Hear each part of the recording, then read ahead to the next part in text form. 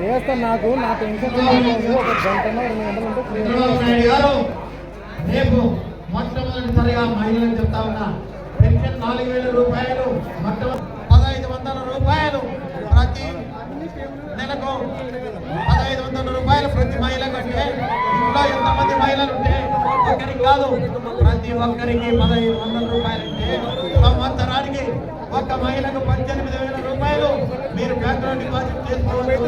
చంద్రబాబు నాయుడు గారు అదేవిధంగా బస్సులో ఎక్కడికి పోయినా మహిళలకు ఉచితంగా ప్రయాణ సౌకర్యం కల్పించడం జరిగింది. అదేవిధంగా ఈరోజు రైతాంగానికి జగన్మోహన్ రెడ్డి మాయమాటలు చెప్తా ఉన్నాను. నేను 12,000 రూపాయలు ఇస్తున్నానని.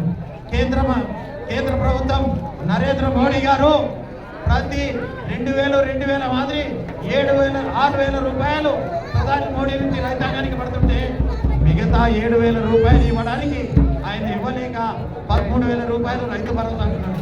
రైతు భరోసా కింద చంద్రబాబు నాయుడు గారు వచ్చిన తర్వాత ప్రతి రైతుకు 20,000 రూపాయలు పెట్టడం జరుగుతుందని చెప్పి ఈ మేనిఫెస్టో ఉంది.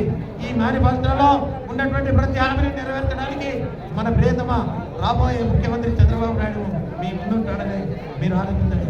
అదేవిధంగా ఈరోజు చెప్తా ఉన్నాడు, బటన్ నొక్కుతున్నా అని చెప్పి అన్ని అబద్ధాలు చెప్తా ఉన్నాడు.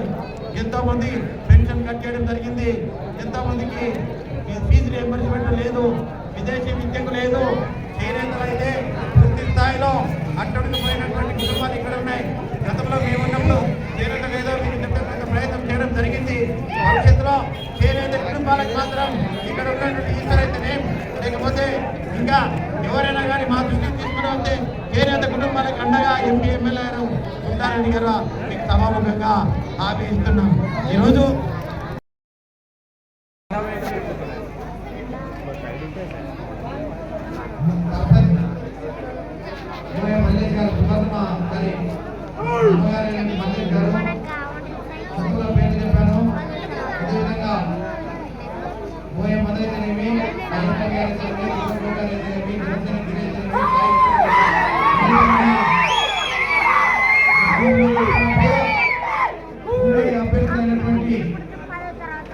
జనసేన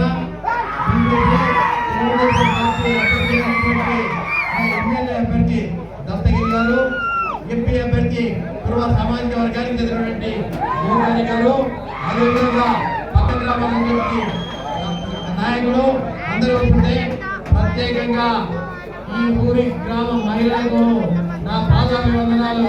ఎందుకంటే వాళ్ళ గ్రామం నుంచి కూడా ప్రతి ఒక్క మహిళ భారత్ గ్రామానికి తీసుకువస్తుంటే వారిలో ఉన్నటువంటి ప్రేమ, ఆదరాభిమానాలను నేను కృష్ణవర్ధన్ రెడ్డిగా ఈ గ్రామానికి ఏ సేవ చేయాలన్నా కానీ ఆ మహిళల కోరికను పూర్తి లేకపోతే ప్రైవేట్ ప్రధాన వాక్యం ఏర్పడితేనే మన ఎంపీ ఎమ్మెల్యే బాధ్యతగా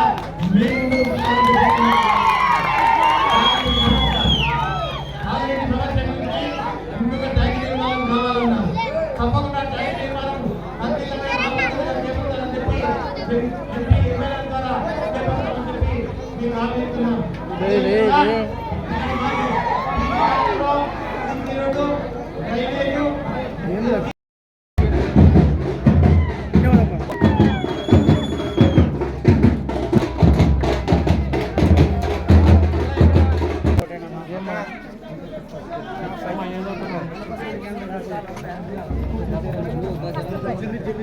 మా పిల్లలు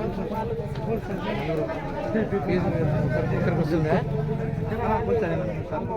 ఒకటి మిగతా ముగ్గురికి ఎవరు ఇవ్వాలి?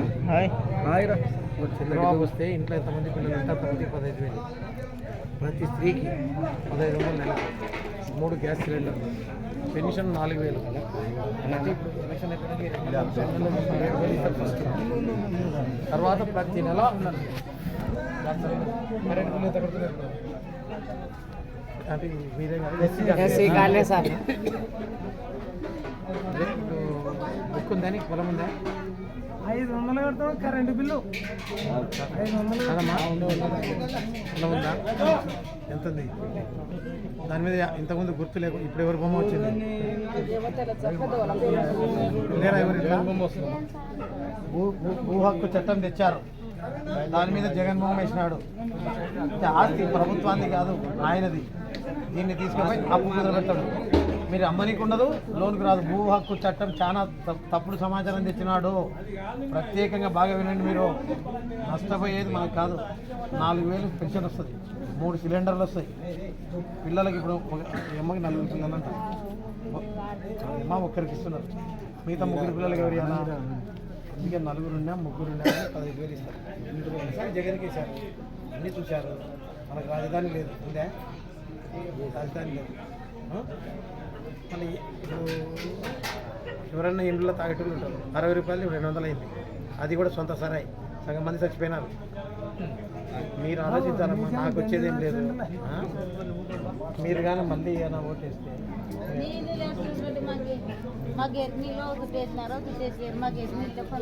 మా ఈ 20 రోజులు ఇవ్వడానికి సిద్ధంగా ఉన్నారని చెప్పి నాకు పూర్తి స్థాయిలో నమ్మకం ఉంది.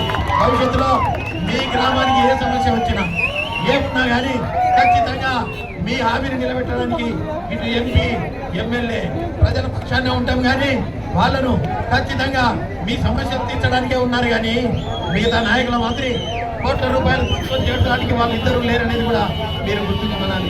దయచేసి మీ గ్రామానికి ఏమైనా సమస్యలు ఉంటే ఏమైనా కానీ మైక్ ఇస్తాం. మాకు ఈ సమస్య ఉందని చెప్పి కింద ఉన్న వాళ్ళు ఎవరైనా అడిగితే, ఏ మహిళ అయినా కానీ మైక్ ఇస్తాం తల్లి, మీకేమైనా సమస్య ఉంటే అడగండి.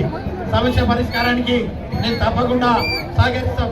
ఎవరైనా మైక్ తీసుకొని మా గ్రామానికి సమస్య ఉంది మీరు తీర్చగలరా అంటే నేను మైక్ ఇస్తాను. ఎవరైనా మహిళలకు ఏమైనా కావాలా, మహిళ తల్లిదారు తీసుకోండి.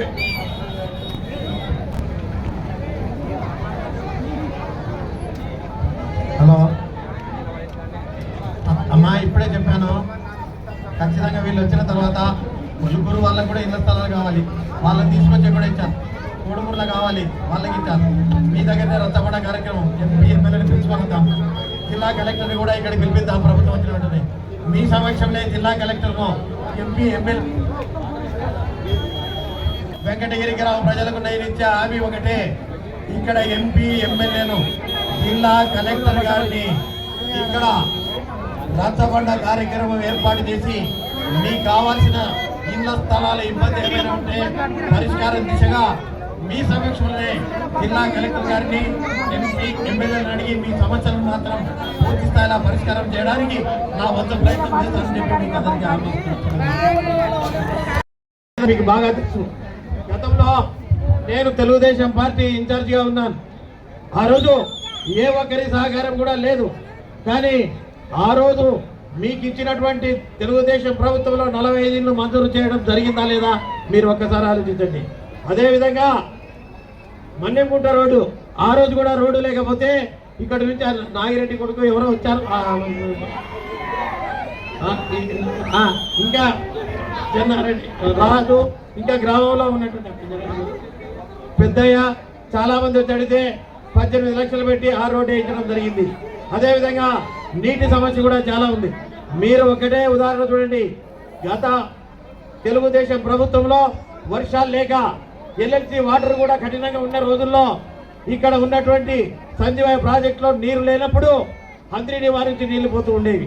కానీ మీరు గత పోయినసారి నేను ఇన్ఛార్జిగా రాకముందు 10-15 సంవత్సరాల నుంచి ఇక్కడ ఎల్ఎల్సి కాలో ఉన్న ఒక్క శనగ పంట కూడా వేసుకోలేకపోతే నేను అధికారంలో ఉండి కూడా ప్రభుత్వం పైన తిరుగుబాటు చేసి ఈ రైతాంగానికి నీళ్లు వదిలించాలని చెప్పి ఎల్ఎల్సి నుంచి అయితేనే సంజీవయ్య ప్రాజెక్టు నుంచి వేసినప్పుడు మీరు శనగ పంట వేసుకున్నారా లేదా ఒక్కసారి వెంకటగిరి ప్రజలు ఆలోచించాలి.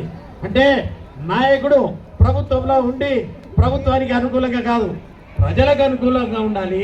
ప్రజల కష్ట సుఖాలు ఏమండి, ఈ రైతాంగానికి పంటలు పండకపోతే ఏమిని ఆలోచన చేసి ప్రభుత్వానికి వ్యతిరేకంగా కాదు. ఎప్పుడైతే ప్రభుత్వం ప్రజలకు అందుబాటులో ఉండి నీరు సక్రమంగా వచ్చి పంటలు పండిస్తే ప్రభుత్వం మనుగడ ఉంటుంది తప్ప, లేకపోతే ఈ ప్రజానీకం ఓటు లేకపోతే ఎక్కడ ముఖ్యమంత్రులు ఎక్కడ ఎమ్మెల్యేలు అనేది ఒక్కసారి మీరు ఆలోచించండి. బలమైన మీరు ఓటు కావాలన్నప్పుడు మీకు కావలసిన సంక్షేమ పథకాలు పేదవాళ్లకు ఖచ్చితంగా ఇళ్ల నిర్మాణం జరిగి తీరాల్సిందే. అదేవిధంగా మహిళలకు ఇప్పుడు దయచేసి, ఎందుకంటే